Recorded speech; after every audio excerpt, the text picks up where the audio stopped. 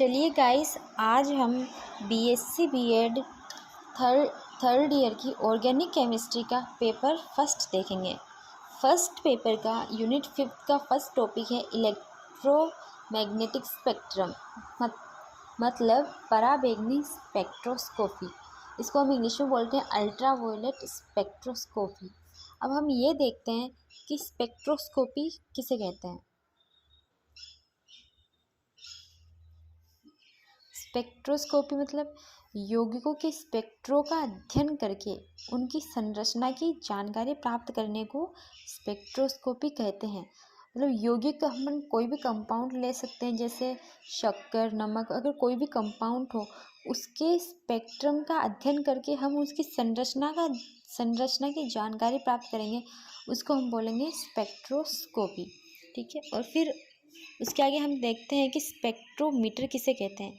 Spectrometer मतलब metre, spectrometer मतलब नाम से पता चल रहा है कि स्पेक्ट्रो मतलब कोई उपकरण, वह उपकरण जिसके द्वारा यौगिकों का स्पेक्ट्रम प्राप्त होता है उसे स्पेक्ट्रोमीटर कहते हैं। जैसे अगर हम किसी पदार्थ का स्पेक्ट्रा निकाल रहे हैं तो उसको हम मापेंगे कैसे कि मतलब इसका इतना स्पेक्ट्रम, मतलब जिस उपकरण से हम ये उसका मेजरमेंट करेंगे उसको हम बोल रहे हैं स्पेक्ट्रोमीटर। अब हम इसको एक एग्जाम्पल के थ्रू समझ सकते हैं, जैसे यूवी स्पेक्ट्रोस्कोपी किसे कहते हैं, मतलब पराबैंगनी स्पेक्ट्रोस्कोपी। इसमें हम देख रहे हैं यहाँ पे एक लैंप लिया है, यहाँ पे फिर उसको पदार्थ है, फिर वहाँ पे हमने इसको जोड़ा है एक मोनोक्रोमेटर जो एक प्रिज्म लाइक स्ट्रक्चर है, उसको जोड़ा है डिटेक्टर से और उससे जोड़ा है एक रिकॉर्डर से। अब हम यहाँ पे एक लैंप लेंगे। अब लैंप से हम इसकी किरणें जब एक पदार्थ पे गिरती है तो पदार्थ में जो अणु होते हैं वो इस प्रकाश का अवशोषण कर लेते हैं। अवशोषण करने के बाद में कुछ तो इसमें अवशोषित हो जाती है और जो बची हुई किरणें होती है वो आगे मोनोक्रोमेटर यानी प्रिज्म से होकर गुजारी जाती है।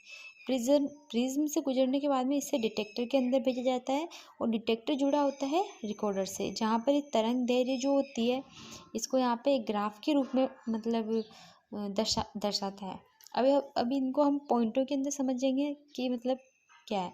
यहाँ पे मतलब इसके स्पेक्ट्रम को अपन यहाँ पे रिकॉर्ड कर रहे हैं, इसको ही हम बोल रहे हैं कि मतलब पदार्थ का स्पेक्ट्रम की जानकारी प्राप्त करना। अब हम यहाँ पे कुछ पॉइंट देख लेंगे।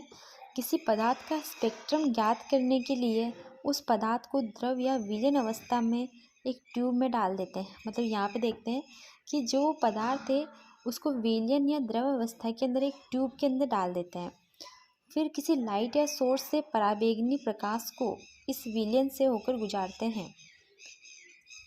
मतलब इस पराबैंगनी जो भी प्रकाश है इसको इस विलीन से होकर गुजारते हैं।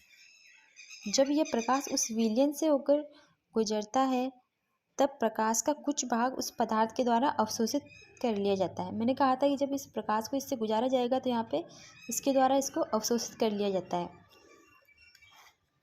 प्रकाश का शेष भाग मोनोक्रोमेटर से होकर गुजरता है। मतलब जो भी प्रकाश का कुछ तो भाग इसके द्वारा अवशोषित कर लिया जाएगा और कुछ जो भाग बचेगा वो मोनोक्रोमेटर से होकर गुजरता है। मतलब मोनोक्रोमेटर क्या है? मोनोक्रोमेटर मतलब एक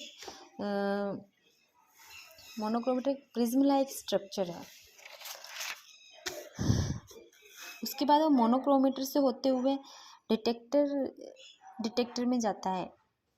फिर ये डिटेक्टर रिकॉर्डर से जुड़ा होता है।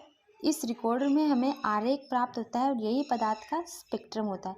इससे हम इसकी डेफिनेशन ये निकाल सकते हैं कि ये एक प्रकार का अवशोषण स्पेक्ट्रमिकी है जिसमें किसी यौगिक के द्वारा पराबैंगनी क्षेत्र के कुछ भाग का अवशोषण किया जाता है।